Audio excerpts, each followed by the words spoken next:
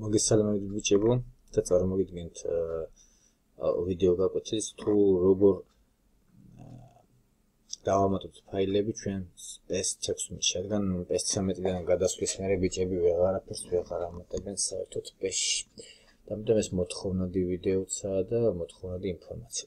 მოდი პირველ რიგში მოვნახოთ ჩვენი PES-ის ფოლდერი. და გავიგოთ რა ხდება. ჩვენ გვაქვს ჩამთველი PES-ისა, რომელიც კითხულობს თამაშს ძირითად ფაილებს დატადან და დამატების დაუნლოდიდან.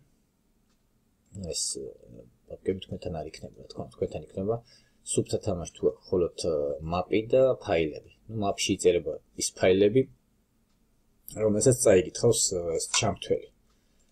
ანუ ჩვენ თუ აქ რაიმე ფაილს დავამატებთ, უნდა ჩავწეროთ. სხვა შემთხვევაში ტყუილად ვამატებთ, არ წაიგითხავს არაფერს. მაგალითად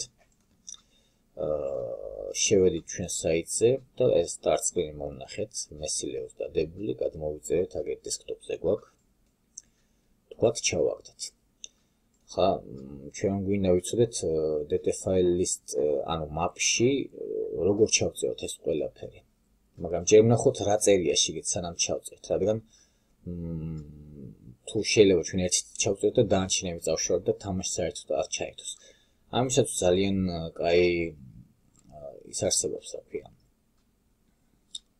Online წამკითხველი hex editors, ეს hex ფორმატშია ჩაწერილი, დავიმახსოვროთ. ესეც, ჩავწერთ Google-ში hex reader online-ს, hex reader online. ეს რაღაცებს ამბობ და პირველივე ეს hexed.it შევდივართ, გახსნის, ეს ნოლებია და новый ფაილი, გავხსნათ ახალი ფაილი. უბრალოდ upgrade ფაილი მოგდიეთ. ახლა მე უკვე დამახსოვრებული მაქვს, ანუ თქვენ დისკი, ფოლდერი, PES-ის პაპკა და download პაპკა უნდა მონახოთ და აქ data file list-ი არის. გავხსნათ.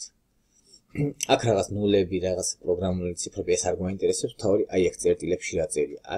აქ კი წერია ის ფაილები, რომლებიც ჩაგდებულია შიგნით. ანუ კითხულობს DT80-100E ევროპა. ეს არის ევროპული DLS-ი 1 და 0, 100 წერია 1 და 0-ია და ევროპული DLS-ი 2 და 0. ანუ ჩვენ თანმიმდევრობას ესე უნდა ეწეროს. ანუ ჩვენ არ გვაქვს უფლება, რომ ეს ქვემოთ დავწეროთ. DLS აქვს მნიშვნელობა, რომელი პირველი ეწერა. ანუ ფაილებზე წინ ჯერ DLS 1 და 0 უნდა ეწეროს, მე DLS 2 და 0. ეხლა მე გეუბნებით, რომ უნდა ეწეროს, მაგრამ როგორ უნდა ჩავწეროთ, ამას უკვე გასწავლეთ. შესაბამისად, ჩვენი PES-ი კითხულობს მხოლოდ ამ ორ ფაილს, მეც არაფერს. ამ პროგრამით რატო გაგახსნებინეთ ახლა ეს? იმიტომ რომ შეიძლება პატჩი გვეყენოს, პატჩი ამ ორის მერე კიდე 15-16 ფაილი იყოს ჩამოწერილი. თქვენ ეს ყველაფერი უნდა დაიმახსოვროთ და ჩაწერის დროს, ფაილის დამატების დროს ზუსტად იმ თანმიმდევრობით ჩამოწეროთ ეს ყველაფერი და დაამატოთ მე თქვენი ფაილად, რათა პატჩი ჩაერთოს საერთოდ. ამ შემთხვევაში ჯერ სუბთა PES-ზე ვხსნით, გვაქვს ორი ფაილი სულ. ეხლა როგორ ჩავწეროთ ეს ორი ფაილი და მე ჩვენ ჩამატებული start screen-ი. ამისათვის საჭიროა პროგრამა data file list generator, რომელსაც აგიტვირთავთ, რა თქმა უნდა. ამ პროგრამას ვრთავთ ადმინისტრატორის უფლებებით, ჩავთოთ. პირველ რიგში ასე ვაკეთებთ. აი აქ choose path, უნდა მოუძებნოთ CPK ფაილების ადგილმდებარეობა, სადაც გვაქვს, უნდა მოუძებნოთ ესეთი ფოლდერი. მე მაქვს ეს D disk-ზე, papka game-ში, papka PES-16-ში და download papkas. დავაჭერთ download-ს, მეტი არაფერი, okay. მაშინ ასე მან მოძებნა ადგილი, სადაც CPK-ები გვიყრია. ახლა მოუძებნოთ ადგილი, სადაც map-ი გვაქვს. იგივე გზას გამოვიდეთ და maps მოვნიშნავთ. დავაჭერთ maps ერთხელ, გავხსნით. შემდეგ მესამე განყოფილება, აქ უნდა მოღვნიშნოთ რომელი DLS გვიყენია. ანუ ჩვენ უკვე 2 და 0-ზე ვმუშაობთ.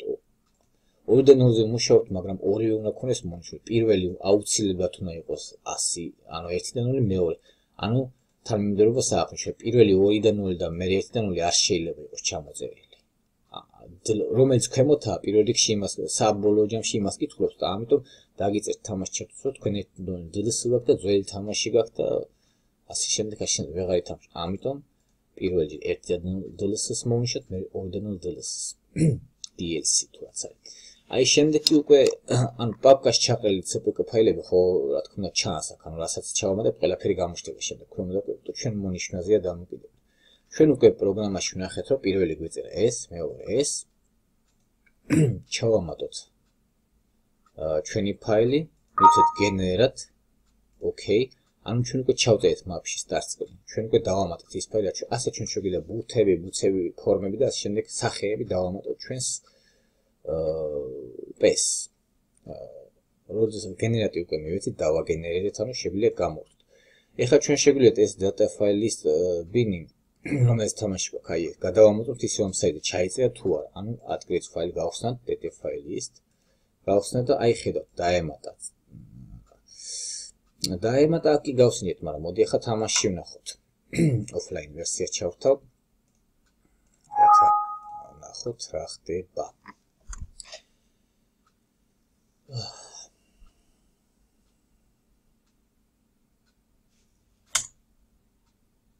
როგორც ხედავთ, არაფერი დამიკარგია. DLS 2.0 მიყენია დაწერია, ვერსია კრაკისა 1.0302 ეს უახლესია და start screen-ს კრისტიანო რონალდოსი მაქვს. დიდი მადლობა ყურადღებისათვის, იმედია გაიგეთ ყველაფერი და იმედია იხებთ თქვენებთ ამ ვიდეოს.